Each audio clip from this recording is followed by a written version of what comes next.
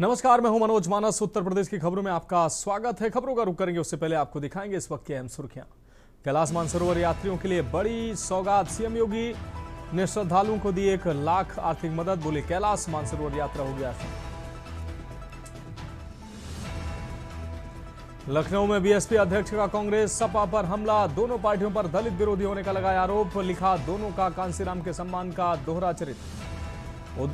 उद्घाटन के 2 दिन बाद ही ग्रीन कॉरिडोर पर धंसी सड़क मरम्मत में जुटी एलडीए की टीम। अधिकारियों और कर्मचारियों के भ्रष्टाचार की खुली पोल। स्वामी अभिमुक्तेश्वरानंद केस में 2 मई को अगली सुनवाई। आशुतोष ब्रह्मचारी ने इलाहाबाद हाईकोर्ट में रखा पक्ष। 883 पन्नों का जवाब दाखिल किया। गंगा नदी के बीच नाव में की इफ्तार पार्टी। बिरयानी खाकर हड्डियां पानी में फेंकी पुलिस ने। वीडियो वायरल होते ही 14 युवकों को भेजा जेल। और कानपुर में रिटायर्ड शिक्षिका से 1,57,00,000 की साइबर ठगी। खुद को मार्क जुकरबर्ग का करीबी बताकर की ठगी। आप देख रहे हैं के न्यूज, खबरों का सारथी। और अब खबरें विस्तार से। अहम खबर से बुलेटिन की शुरुआत करेंगे राजधानी लखनऊ से। अहम खबर, जहां 3 कंपनियों को भूमि आवंटन की गई है। यमुना एक्सप्रेसवे क्षेत्र में बड़े निवेश की रफ्तार तेज की गई है। मुख्यमंत्री योगी आदित्यनाथ सरकार की औद्योगिक नीति का असर देखने को मिला है। कंपनियों से आएगा 3,400 करोड़ रुपए से अधिक का निवेश। ट्रैक्टर कंस्ट्रक्शन इक्विपमेंट यूनिट लगेगी। निवेश से ड्राई फूड प्रोसेसिंग यूनिट भी इस निवेश में लगेगी। 5,700 से ज्यादा रोजगार के अवसर सृजित होंगे।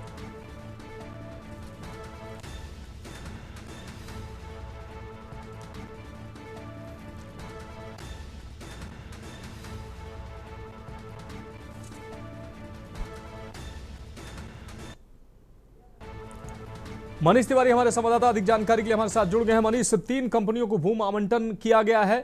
योगी सरकार की औद्योगिक नीति के लिए यह बड़ा अहम कदम माना जा रहा है। क्या कुछ अहम जानकारी? लगता है कि उत्तर प्रदेश की सरकार और योगी सरकार की जो नीतियां हैं और नीतियों के अंतर्गत जो है किस प्रकार से उत्तर प्रदेश में उद्योगों को लाया जाए, जिससे कि सबसे अहम बात जो बेरोजगारी है, बेरोजगारी में काफी कमी आए और जिस प्रकार से जो उत्तर प्रदेश का जो राजस्व है और किस प्रकार से राजस्व को बढ़ाया जाए, उन्हीं नीतियों के तहत जो है ये देखा जा सकता है कि यमुना एक्सप्रेसवे क्षेत्र में बड़े निवेश करने के लिए 3 कंपनियों को जो है भूमि आवंटन किया गया है।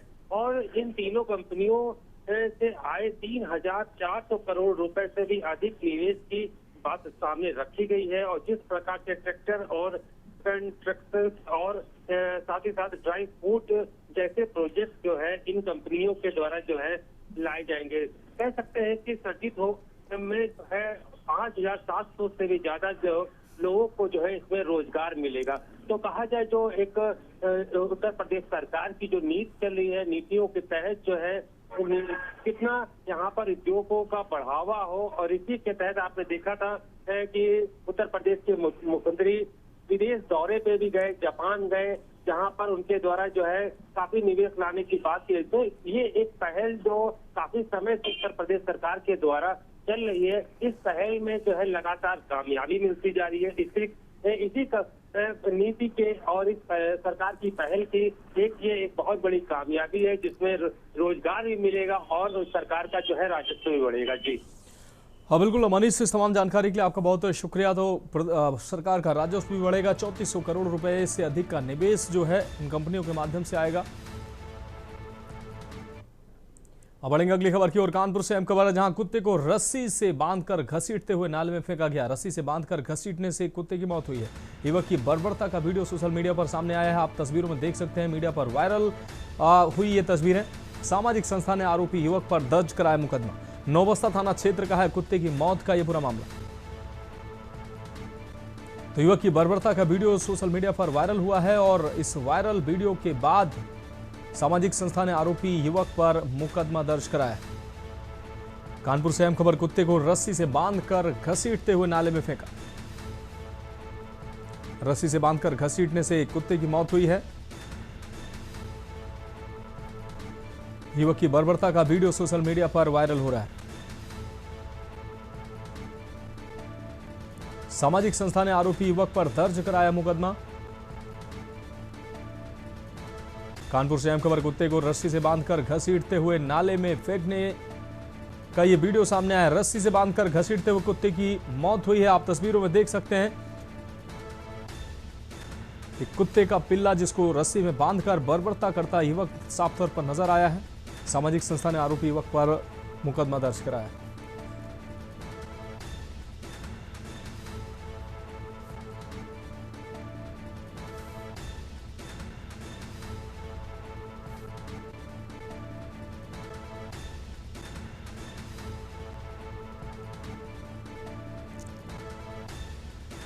तो कुत्ते को रस्सी से बांधकर घसीटते हुए नाले में फेंका गया है। तस्वीरें सामने आई हैं, आप देख सकते हैं। बर्बरता की ये तस्वीर है, जिसके बाद सामाजिक संस्था ने मामला दर्ज कराया है। युवक की बर्बरता का वीडियो सोशल मीडिया पर वायरल हो रहा है, जिसके बाद सामाजिक संस्था ने इस बर्बरता के खिलाफ मामला दर्ज कराया है। कुत्ते को रस्सी से बांधकर घसीटते हुए नाले में फेंकता नजर आ रहा है ये युवक।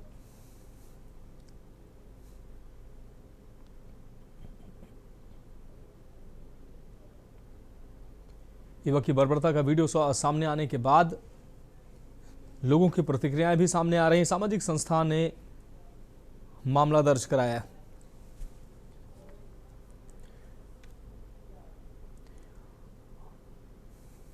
और अगली खबर राजधानी लखनऊ से, जहां उत्तर प्रदेश में आगामी विधानसभा चुनाव से पहले मायावती ने कांग्रेस और सपा पर तीखा हमला बोला है। बीएसपी सुप्रीमो ने इन दलों को दलित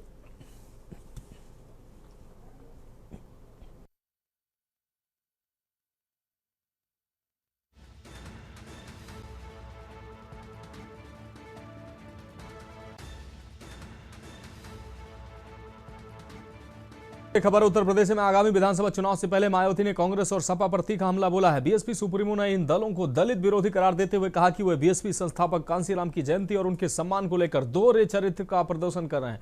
मायावती ने आरोप लगाया कि कांग्रेस और सपा ने बीएसपी को खत्म करने की कोशिश की और बीएसपी सरकार द्वारा किए गए सम्मान कार्यों को पलट दिया। उन्होंने कहा कि बीएसपी के राष्ट्रीय अध्यक्ष के रूप में उनका नेतृत्व अडिग है और इन दलों के दलित समर्थक चमचों से दूरी बनाए रखना बेहतर होगा। बसपा सुप्रीमो ने इस संदर्भ में कांसीराम जी की किताब चमचा युग का हवाला देते हुए इस प्रकार के लोगों से सावधान रहने की सलाह दी।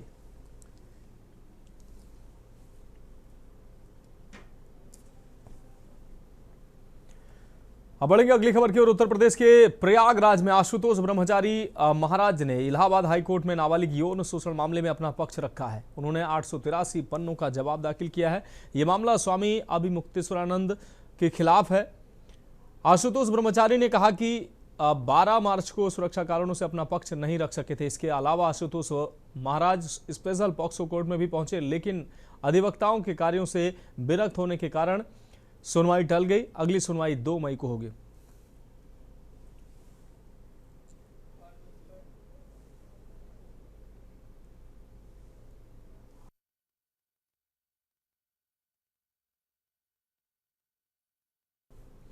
अब बढ़ेंगे अगली खबर की ओर। खबर बाराबंकी से है, जहां उत्तर प्रदेश के बाराबंकी में राम सनई घाट में मंगलवार को नवनिर्मित बस स्टेशन का उद्घाटन किया गया। लगभग 3 करोड़ 37 लाख रुपए की लागत से बने इस बस स्टेशन का लोकार्पण परिवहन राज्य मंत्री स्वतंत्र प्रभार दयाशंकर सिंह और राज्य मंत्री सतीश शर्मा ने किया है। उद्घाटन समारोह में गायत्री परिवार के डॉक्टर शिवाकांत त्रिपाठी ने पूजा अर्चना की। इसके बाद दयाशंकर सिंह ने परिवहन विभाग की 5 बसों को हरी झंडी दिखाकर विभिन्न गंतव्यों के लिए रवाना किया। राज्य मंत्री ने कहा कि विधानसभा दरियाबाद में विकास कार्य तेजी से हो रहे हैं और ये बस स्टेशन आम जनता को सीधे लाभ पहुंचाने के साथ परिवहन व्यवस्था को सुदृढ़ करने का एक महत्वपूर्ण हिस्सा है।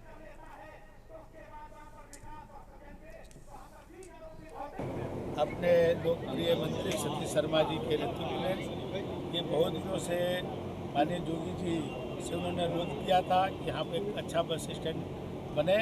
चुनाव के दरमियान भी उन्होंने कहा था और आज जो उनका संकल्प पूरा हुआ।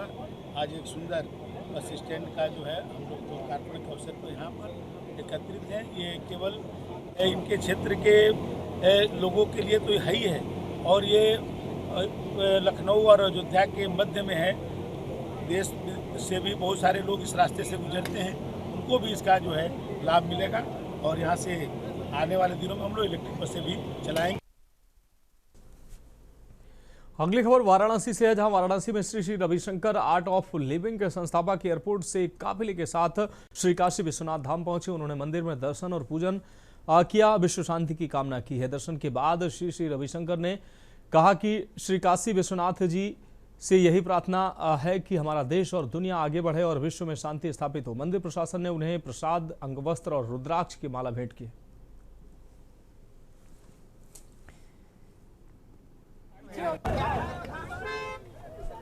भव्य दर्शन हुआ। विश्वनाथ से यही प्रार्थना करें दुनिया में शांति बना रहे और हमारा देश और शीघ्रता से आगे बढ़े। सर विश्व में शांति फैली हुई है, क्या संदेश देंगे इजराइल में? इसीलिए भगवान को प्रार्थना करते हैं, सब लोग भगवान को प्रार्थना करिए।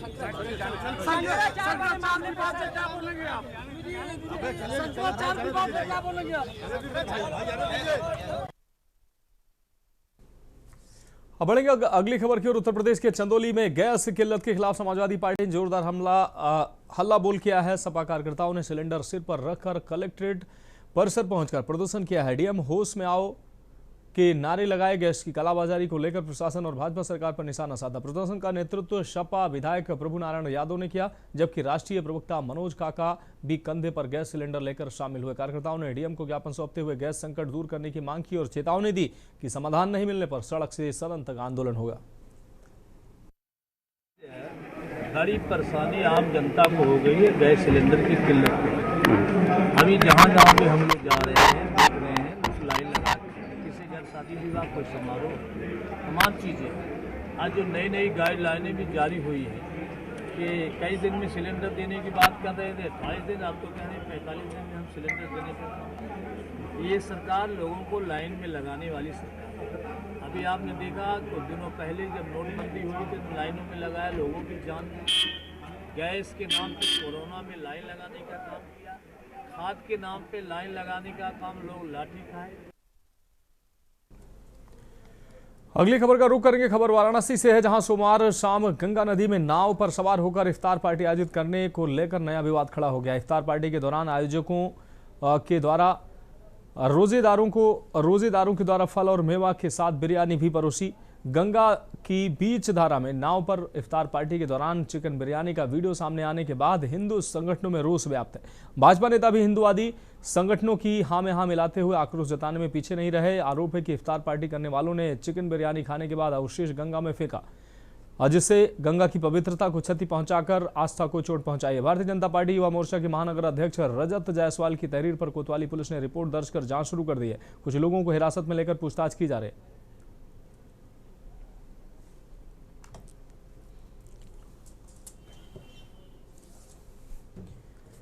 अब बढ़ेंगे अगली खबर की ओर। खबर कानपुर से है, जहां पंडित दीनदयाल उपाध्याय के 660 मेगावाट यूनिट ने एक बड़ी उपलब्धि हासिल की है।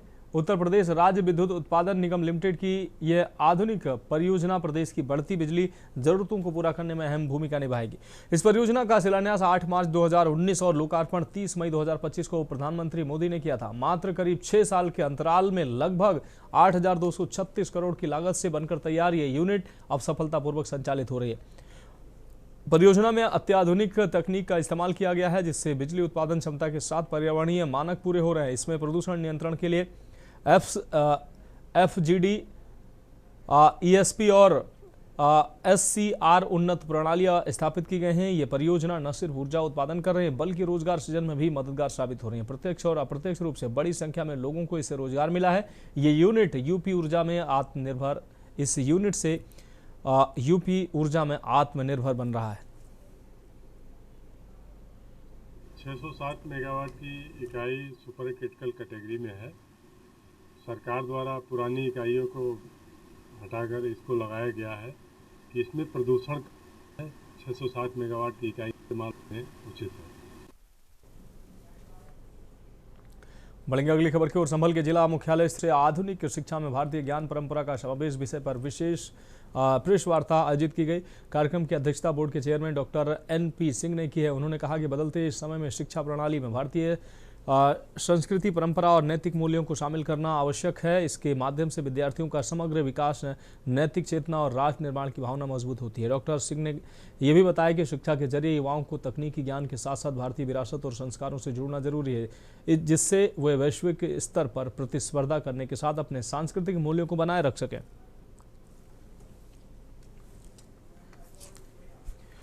अगली खबर चंदौली से, जहां उत्तर प्रदेश के चंदौली में पुलिस ने अवैध गांजा तस्करी के खिलाफ बड़ी कार्रवाई करते हुए करीब 90 किलो गांजा बरामद किया है। हाईवे पर चेकिंग के दौरान पुलिस ने नमकीन और बिस्किट के बीच छिपाकर ले जाए जा रहे पिकअप वाहन से 55 किलो गांजा पकड़ा है। वहीं मुगलसराय कोतवाली पुलिस ने कस्बे में चेकिंग के दौरान मोबाइल ड्रम से 38 किलो गांजा बरामद किया है। दोनों मामलों में कुल 4 तस्करों को गिरफ्तार किया गया है। बरामद गांजे की कीमत लगभग 24 लाख रुपए बताई जा रही है। सीओ मुगलसराय अरुण कुमार सिंह के अनुसार सभी आरोपियों के आपराधिक इतिहास की जांच की जा रही है।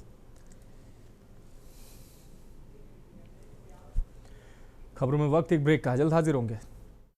ब्रेक के बाद उत्तर प्रदेश की खबरों में एक बार फिर से आपका स्वागत है। रुक करेंगे अगली खबर का। खबर कानपुर से है, जहां बिदनू थाना क्षेत्र से सनसनीखेज खबर मामला सामने आया है। शव को ले जा रही पुलिस टीम को आक्रोशित ग्रामीणों ने दौड़ा लिया, जिसका वीडियो सोशल मीडिया पर वायरल हो रहा है। बताया जा रहा है कि घर के बाहर खेल रही 11 साल की मासूम का शव घर के पास खेत में दफन मिला था, जो बीती शाम घर के बाहर खेलते हुए अचानक गायब हो गई थी। घंटों तलाशने के बाद मासूम का शव खेत में निर्वस्त हालत में दफन मिला, जिसे रेप के बाद हत्या कर शव दफनाए जाने की आशंका जताई जा रही है। पुलिस और फॉरेंसिक टीम ने मौके पर पहुंचकर पड़ताल की थी, इसलिए मासूम का शव ले जाते देखकर आक्रोशित ग्रामीणों ने पुलिस को दौड़ा लिया।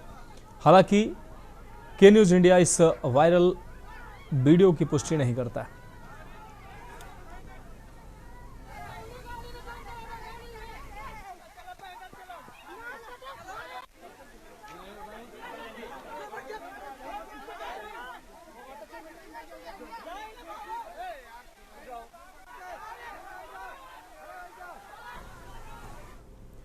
बढ़ेंगे अगली खबर की ओर। जौनपुर में युवा अधिवक्ता की हत्या के मामले में पुलिस कार्रवाई से नाराज कलेक्ट्रेट बार एसोसिएशन के अधिवक्ताओं ने मंगलवार को जोरदार विरोध प्रदर्शन किया। आक्रोशित वकीलों ने पुलिस अधीक्षक कार्यालय का घेराव करते हुए प्रशासन के खिलाफ जमकर नारेबाजी की। प्रदर्शन के दौरान अधिवक्ताओं ने पुलिस अधीक्षक मुर्दाबाद के नारे लगाए और जिले में बढ़ रही आपराधिक घटनाओं पर गंभीर सवाल उठाए। उनका कहना था कि हत्या और लूट जैसी संगीन वारदातों को रोकने में पुलिस पूरी तरह से विफल साबित हो रही है, जिससे कानून व्यवस्था की स्थिति चिंताजनक हो गई। अधिवक्ताओं ने मांग की है कि युवा वकील की हत्या के मामले में जिम्मेदार अधिकारियों के खिलाफ मुकदमा दर्ज किया जाए और उन्हें तत्काल गिरफ्तार किया जाए।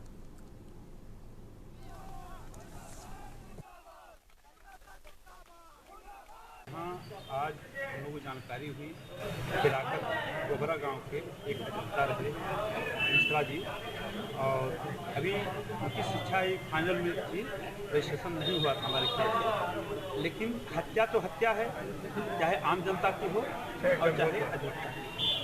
तो उस हत्या के विरोध में और उसके साथ साथ यह है कि एक और किसान मारा गया है। दूसरी बात है कि वह अधिवक्ता के रूप में यहाँ आया था एसपी के यहाँ दरखास्त देने, लेकिन उसी दरखास्त पर ध्यान नहीं दिया गया और वहाँ जाने पर उसको पता चला, तब लोगों ने कहा कि तुम दरखास्त देने गए थे एसपी के यहाँ, तो इसी लिए उसको मारा गया है, बुलाकर हत्या करते, निर्मम हत्या की पीट करते।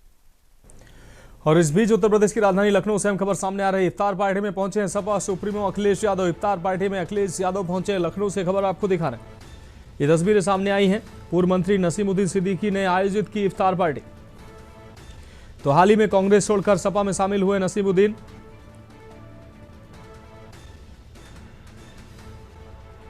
रविदास मल्होत्रा व राजेंद्र चौधरी इफ्तार पार्टी में शामिल हुए हैं। रविदास मेहरोत्रा, राजेंद्र चौधरी भी इस इफ्तार पार्टी में शामिल हुए हैं। इफ्तार पार्टी में बड़ी संख्या में लोग शामिल हुए हैं। रविदास मल्होत्रा और राजेंद्र चौधरी इफ्तार पार्टी में शामिल हुए हैं। मौलाना खालिद रशीद फरंगी महली भी इस इफ्तार पार्टी में शामिल हुए हैं। नसीमुद्दीन ने अपने आवास पर आयोजित की इफ्तार पार्टी। हाल ही में कांग्रेस छोड़कर समाजवादी पार्टी को ज्वाइन किया है नसीमुद्दीन सिद्दीकी ने। इफ्तार पार्टी में पहुंचे अखिलेश यादव। लखनऊ से खबर आपको दिखा रहे हैं। अब बढ़ेंगे अगली खबर की ओर। उत्तर प्रदेश के फर्रुखाबाद में फतेहगढ़ स्थित कलेक्ट्रेट सभागार में जिलाधिकारी डॉक्टर आशुतोष कुमार द्विवेदी की अध्यक्षता में जिला स्तरीय पुनरीक्षण समिति और जिला सलाहकार समिति की बैठक आयोजित की गई। बैठक में विभिन्न बैंकों के क्रेडिट डिपॉजिट और रेशियो की समीक्षा की गई है। इंडियन बैंक का CD रेशियो केवल 16.57% पाया गया है, जो सभी बैंकों में सबसे कम था। अन्य बैंकों में बैंक ऑफ बड़ौदा का 30.86%, कैनरा बैंक का 31.58%, पंजाब नेशनल बैंक का 35.29% रहा। डीएम ने कम CD रेशियो पर कड़ी नाराजगी जताई और संबंधित बैंकों के विरुद्ध कार्रवाई हेतु SLVC को पत्र लिखने के निर्देश दिए हैं। उन्होंने सरकारी ऋण योजना की धीमी प्रगति पर भी नाराजगी व्यक्त करते हुए सुधार करने के निर्देश दिए हैं। अगली खबर कानपुर से है, जहां कानपुर के जाजमऊ थाना क्षेत्र में नई चुंगी स्थित ओरिएंटल टेनरी में दोपहर अचानक आग लग गई। शॉर्ट सर्किट से टेनरी के स्प्रे डिपार्टमेंट में लगी आग ने देखते ही देखते विकराल रूप धारण कर लिया। हादसे के दौरान टेनरी में 4 से 5 कर्मचारी मौके पर काम कर रहे थे, जिन्हें जान बचाने के लिए भागना पड़ा। सूचना पाकर मौके पर पहुंची पुलिस और फायर ब्रिगेड कर्मियों ने कड़ी मशक्कत के बाद आग पर काबू पाया।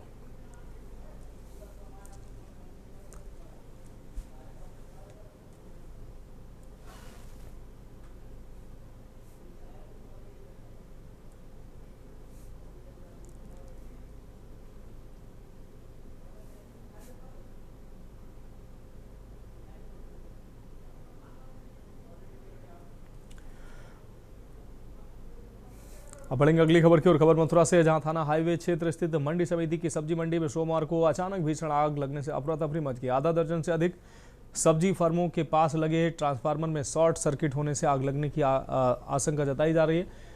बताया गया कि देखते ही देखते आग विकराल हो गई, जिससे आसपास की दुकानें आग की चपेट में आ गई। हादसे के बाद मौके पर मौजूद व्यापारियों और मजदूरों में भगदड़ मच गई। सूचना मिलते ही फायर ब्रिगेड की कई गाड़ियां मौके पर पहुंची। कड़ी मशक्कत के बाद आग पर काबू पाया गया। इसमें संभवतः शॉर्ट सर्किट हुआ है और या अज्ञात कारण होंगे, उनकी जांच करने के बाद ही हम लोग कुछ बता पाएंगे, लेकिन संभवतः शॉर्ट सर्किट हुआ। ट्रांसफार्मर है, उसी की वजह से आग लगी है। मैम कितनी फर्म थी और कौन कौन की? टोटल 7 फर्म में थी। ये आपकी प्रकाश एंड सन्स है, रघुराज है, दिनेश है, ऑफिसर कुरैसी है और राधा रानी है, राजकुमार है और करारिया है। हाँ, लगभग इनका 3-4 जिनसे थी, लगभग सारी जिनसे बिक चुकी थी। कोई 15 कुंटल लौकी, 20 कुंटल प्याज, थोड़ा आलू, ऐसे ही करके थोड़ी थोड़ी जिनसों का नुकसान हुआ है, जो जल गई, प्रभावित हुई है इसमें।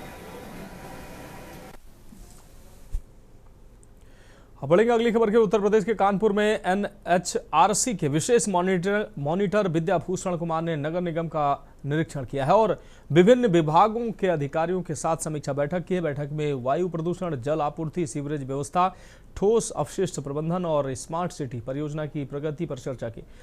आपको बता दें, इंटेलिजेंट डिसीजन सपोर्ट सिस्टम का प्रेजेंटेशन भी पेश किया गया। विशेष मॉनिटर ने आपको बता दें CSC संस्थान और जाजमऊ CETP का भी निरीक्षण किया है। उन्होंने प्रदूषण नियंत्रण, सफाई व्यवस्था, कचरा निस्तारण और जन स्वास्थ्य व पर्यावरण सुरक्षा को प्राथमिकता देने के निर्देश दिए हैं। स्वच्छता सेवाओं की नियमित और प्रभावी इसको बनाने पर भी जोर दिया है। फिलहाल उत्तर प्रदेश की खबरों में इतना ही। मुझे दीजिए इजाजत और आप देखते रहिए K News India।